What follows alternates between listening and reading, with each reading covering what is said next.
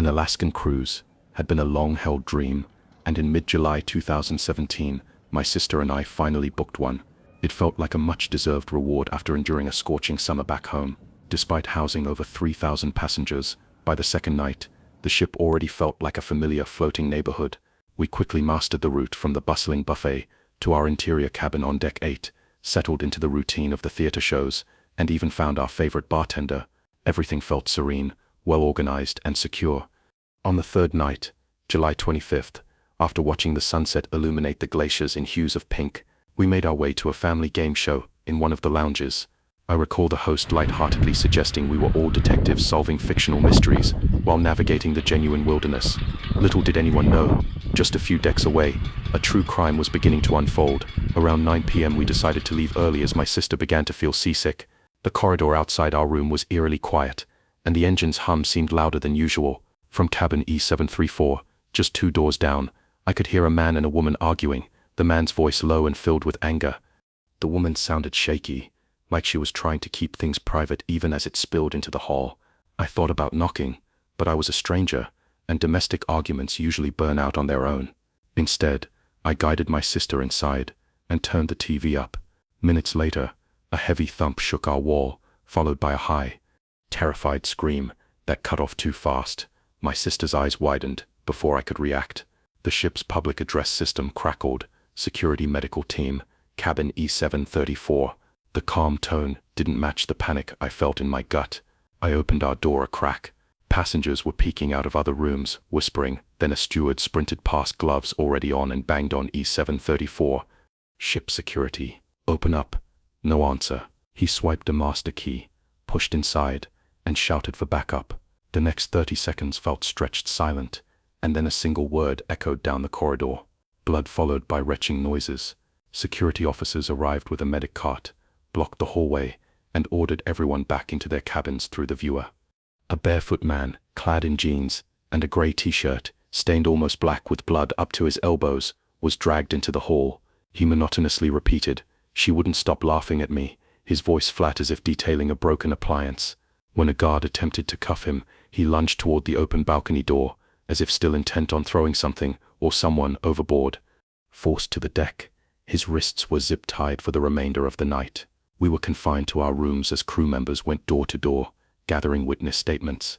An officer informed us of a serious incident and an unresponsive female passenger, though no names were released. Whispers of rumors, however, spread through the ventilation shafts. The couple was from Utah. They were celebrating an anniversary. Their children had been in the next cabin. People cried quietly behind thin walls. You go on a cruise to escape normal life, not to bump into murder at arm's length at dawn. The captain announced we would divert to Juneau, so the FBI could board when they finally let us walk the corridor. Cabin E734 was sealed with crime scene tape. A smear of dark red remained on the cream-colored carpet, even after the cleaners tried bleaching it. Everyone stared, snapped photos, and hurried away like spectators at a crash site, pretending to be late for breakfast. During the rest of the voyage, I kept replaying the sounds, the dull thud, the short scream, that sentence, "She wouldn't stop laughing at me." The children's cabin was now guarded, and every time I saw 2 teenage girls escorted to eat under watch, I felt a knot in my chest. It struck me that there is nowhere to run on a ship. You share walls, air, and lifeboats with whoever climbs aboard, saints or monsters alike. Back home I followed the news. Kenneth Manzanares, 43, brutally murdered his wife Christy, 39, striking her repeatedly with closed fists and shattering her skull. Their daughters frantically pounded on the locked door as the assault occurred. Relatives intervened, pulling him away, but he attempted to drag her towards the balcony before the crew subdued him. The autopsy, in 2021, confirmed blunt force trauma as the cause of death. Manzanares received a 30-year federal prison sentence but died shortly after behind bars. While these facts were grim, the smaller details were even more haunting. The indelible stain on the hallway carpet and the murder mystery trivia contest flyer slipped under the door that very night. Scheduled for the next day, the knowledge that hundreds of us slept on unaware just a few meters from real terror cruise brochures show endless blue water and smiling families. They never mentioned that the ocean is also the perfect place to trap every secret human weakness. It has been 8 summers since that trip, but I still flinch at loud knocks on hotel walls. I still picture the narrow ship corridor, fluorescent lights buzzing, and a man in bloody clothes muttering the same sentence like a stuck song. When friends talk about booking cruises, I smile and change the subject. The scenery was beautiful, sure, but beauty means nothing. Once you learn how thin the walls are, and how little time it takes for a quiet vacation night to turn into a crime scene, you can never sail away from. I booked the 7-night Summer Isles cruise because I wanted noise, sunlight, and company. After a hard winter working from home, I flew to Miami, rolled my small suitcase up the gangway, and let the staff scan my keycard. For the first time in months, I felt anonymous in a good way, just one more traveler among 3,000. My cabin was an inside single on deck 9, neat and bright, with fake porthole lights cycling through blue sky and sunset. I unpacked, clipped my card, lanyard around my neck, and hurried to the sail-away buffet. Before the lines grew at the salad bar, I noticed a man already staring. He wore a plain gray t-shirt, tan cargo pants, and a baseball cap with no logo. He was perhaps younger, with a strong build and a short beard. There was nothing particularly unusual about him, except for the intense way he watched me spoon lettuce onto my plate. When our eyes met, he offered a smile, as if we shared a private joke. I moved 3 trays down, quickly finished preparing my meal, and chose to eat on the open deck, where gulls followed the ship. I tried to reassure myself that with hundreds of guests on board, seeing one face again meant nothing. That evening, the cruise director hosted a welcome show in the theater.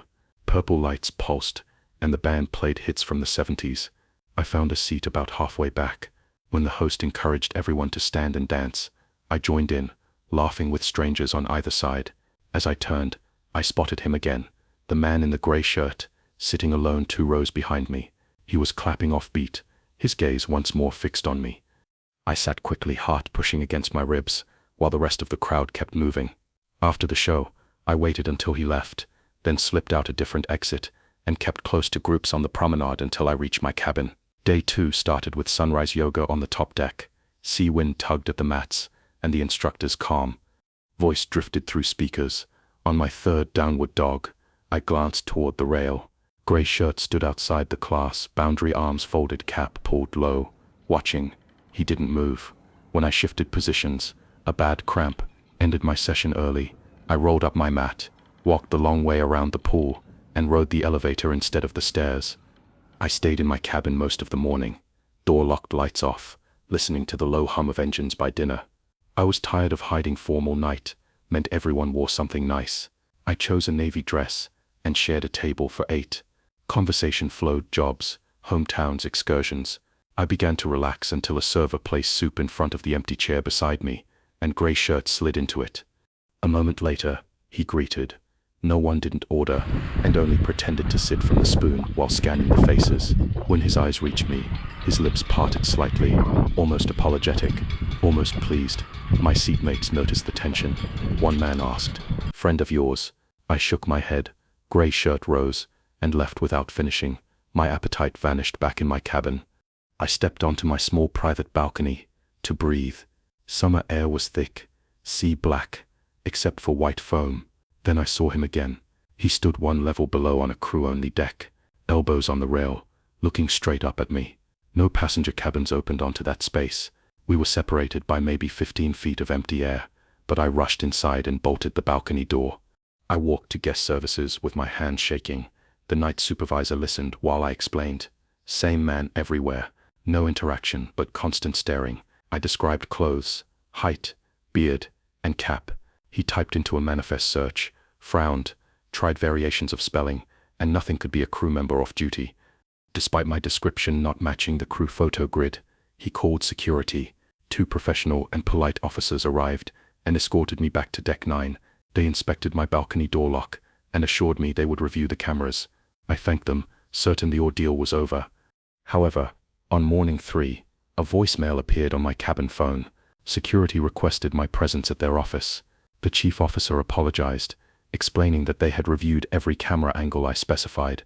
No one matching the description of a gray shirt appeared in any footage from the buffet, theater, yoga deck, dining room, or my corridor. In every clip where I recalled seeing him, the cameras showed only empty space or other guests.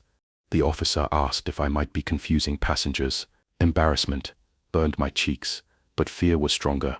I know what I saw. I said he promised extra patrols near my cabin. That evening, I tried to enjoy the trivia contest. Halfway through, a teammate nudged me to read a question. I lifted my eyes, and there he was in the back of the lounge, leaning against a pillar, Kabrim, hiding his face. I whispered my answer, left the table, and hurried toward an exit. Footsteps matched mine in the hallway, unhurried yet close. I broke into a run, rounded the corner to the nearest house phone, and punched the security extension. While the phone rang, the footsteps stopped. I looked back. The hall was empty. Security searched deck by deck, cabin by cabin for an unregistered man. They announced nothing to guests, but I saw extra officers at stairwells, storage doors, padlock, and crew members whispering. 2 days of island excursions passed. I disembarked only on group tours, never alone. Still I sensed him a reflection in a shop window, a shape behind a lifeboat. As we reboarded, a figure 3 rows back on the tender boat. Each time I pointed, someone else looked, and there was nothing there. On the final night, the ship held a fireworks show off the bow. I stayed on my balcony, thinking the crowd might hide him.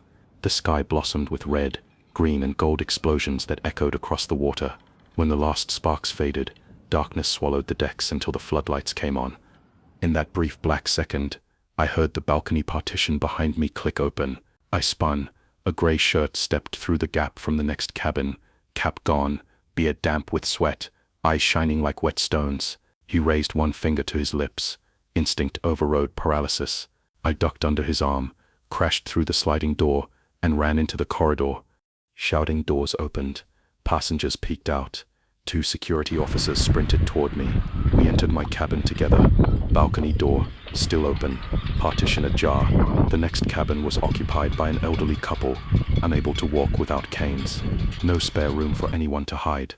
We swept the bathroom closets, and under the bed empty. The officers sighed. "I believe you," he said, "but I can't detain a ghost." I spent the rest of the night in an empty infirmary bed, with a lock on the inside. At dawn, the ship docked in Miami. Security walked me off first past cheerful families and port workers, all unaware at customs. I glanced back up the gangway, gray shirts, stood at the rail among tourists, waving goodbye, capped back on eyes fixed only on me. As my feet met the terminal floor, he disappeared amidst a throng of sun-hatted passengers. I submitted a formal report, but subsequent emails indicated no stowaway was found, no crew uniforms were missing, and no keycard logs were unexplained. They offered a future cruise credit, which I declined. Throughout the summer, I scoured the news for reports of disappearances at sea. Nothing surfaced.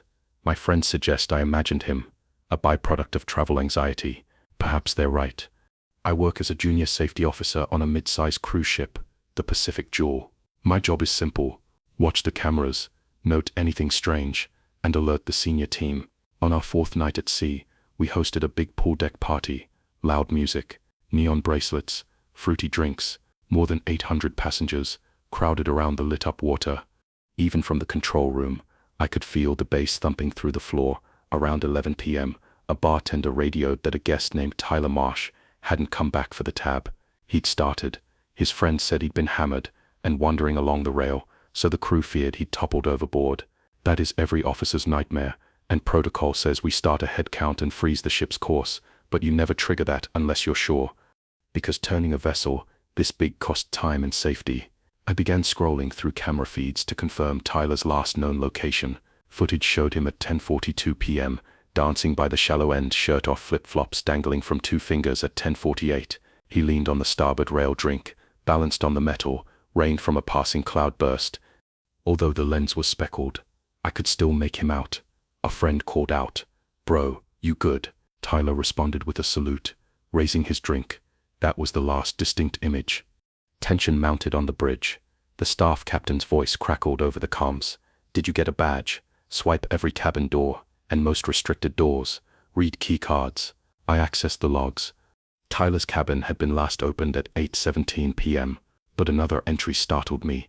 An 11:03 p.m. swipe on deck 2 for engineering access. Tourists were never permitted there. It was for crew only. Tyler's card ID was the only one that could open the heavy door leading to the waste processing corridor, which made no sense. Deck 2 was located 4 levels below the pool. If Tyler had fallen, he'd be in the ocean, not walking into a locked service hall. 15 minutes later, the captain ordered me to pull the matching camera clip. I clicked the file. The video screen filled with gray static, like an old television with no signal. The timestamp matched 110 to 11:07. Every other camera worked fine. Only that angle glitched perfectly, covering the window. When the door opened, we decided not to trigger a man overboard alert yet. Instead, security officers, Ortega and Bell, took the elevator down to deck 2. I stayed on comms, switching views. As they walked the empty metal corridor pipe, sweated condensation on both sides. The air down there always smells of diesel and disinfectant. The officers reached the door. It was closed, but not latched. Bell pushed it with one gloved hand, and the hinge creaked open. Inside lay a narrow utility space.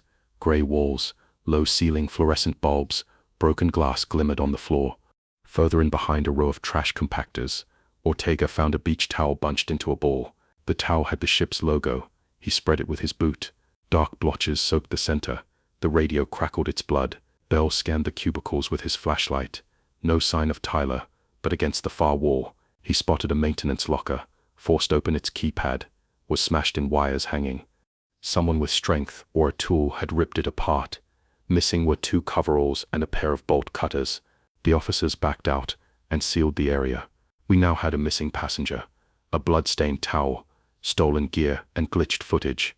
The staff captain ordered a silent lockdown, crew checkpoints on all stairwells, but no announcement to panic guests.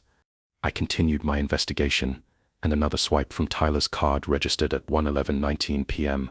This time, it was at a service elevator located near the theater, closer to deck 1, where cargo ramps provided access to the sea. I reviewed the camera footage from that area, but the video was corrupted, displaying a scrambled screen for precisely 3 minutes.